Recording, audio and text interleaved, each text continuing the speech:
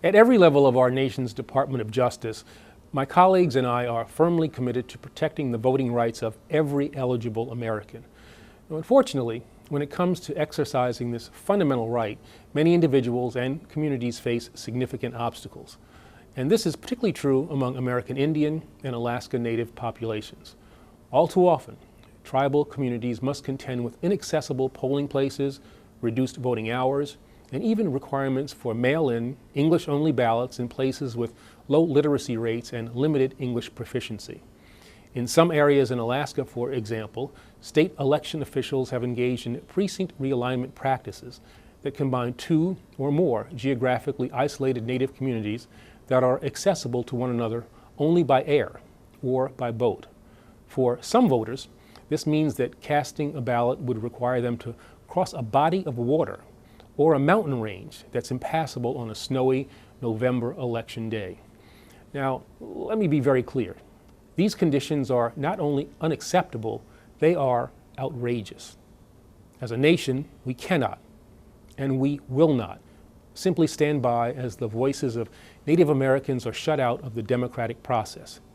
And I am personally committed to working with tribal authorities and with Congress to confront disparities and end misguided voting practices once and for all. As Attorney General, I support taking whatever steps are necessary to guarantee that voters have access to polling places on Indian reservations and in Alaska Native villages. One idea in this regard would be federal legislation requiring any state or local election administrator whose territory includes all or part of an Indian reservation, an Alaska Native village, or other tribal lands to locate at least one polling place in a venue selected by the tribal government. In other words, we suggest that each tribe in the nation should have at least one polling place in a location of its choice. Now, to consider this idea, the Justice Department will officially enter into formal consultations with sovereign tribes. If the tribes support it, the department will formally propose legislation to Congress and work to enact it.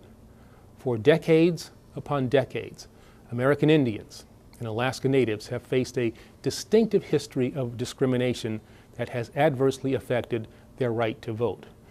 As I made clear last November at a White House Tribal Nations Conference here in Washington, D.C., this Department of Justice and this administration will never waver in our commitment to tribal sovereignty and self-determination.